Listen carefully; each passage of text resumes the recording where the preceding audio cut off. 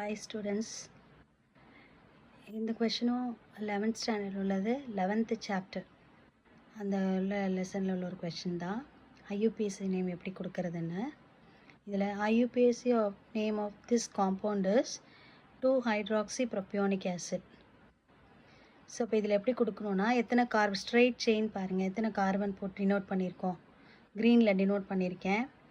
1 carbon 2 3 carbon, CH3ல் ஒரு carbon, CH2 carbon, COOHல ஒரு carbon இருக்குது.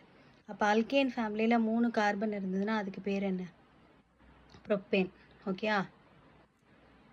ஸோ அதில் அப்போ COOHங்கிறது ஆசிட் குரூப், அது ப்ரொப்பனாயிக் ஆசிட் அப்படின்னு வரும். அந்த காம்பவுண்டை சொல்லும்போது எப்படி நேம் கொடுக்கணுன்னா ப்ரொப்பனாயிக் ஆசிட். ஸோ இதில் ப்ரொப்பனாயிக் ஆசிடில் செகண்ட் பொசிஷனில் என்ன இருக்குது? ஹைட்ராக்சி இருக்குது. ஸோ அதனால் என்னென்னு சொல்லுவோம்? OHங்கிறது ஹைட்ராக்சி. ஓகே. ஸோ அப்போ அது என்ன செகண்டில் இருக்கிறனால 2-hydroxypropanoic acid. ஸோ அப்போ அந்த காம்பவுண்ட் பேர் என்ன? இதோட ஐயூபிஎஸ்சி நேம் 2-hydroxypropanoic acid. ஓகேவா?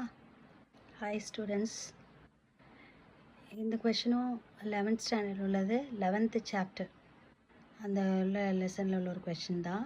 ஐயூபிஎஸ்சி நேம் எப்படி கொடுக்கறதுன்னு.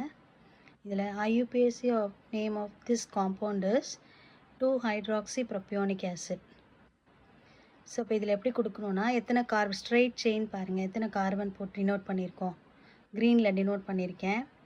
1 கார்பன் 2 3 கார்பன், CH3ல் ஒரு கார்பன், CH2 கார்பன், COOHல ஒரு கார்பன் இருக்குது. அப்போ அல்கேன் ஃபேமிலியில் 3 கார்பன் இருந்ததுன்னா அதுக்கு பேர் என்ன? ப்ரொப்பேன். ஓகேயா? ஸோ அதில் அப்போ COOHங்கிறது ஆசிட் குரூப், அது ப்ரொப்பனாயிக் ஆசிட் அப்படின்னு வரும். அந்த காம்பவுண்டை சொல்லும்போது எப்படி நேம் கொடுக்கணுன்னா ப்ரொப்பனாயிக் ஆசிட். ஸோ இதில் ப்ரொப்பனாயிக் ஆசிடில் செகண்ட் பொசிஷனில் என்ன இருக்குது? ஹைட்ராக்சி இருக்குது. ஸோ அதனால் என்னென்னு சொல்லுவோம்? OHங்கிறது ஹைட்ராக்சி. ஓகே. ஸோ அப்போ அது என்ன செகண்டில் இருக்கிறனால 2-hydroxypropanoic acid. ஸோ அப்போ அந்த காம்பவுண்ட் பேர் என்ன? இதோட ஐயூபிஎஸ்சி நேம் 2-hydroxypropanoic acid. ஓகேவா?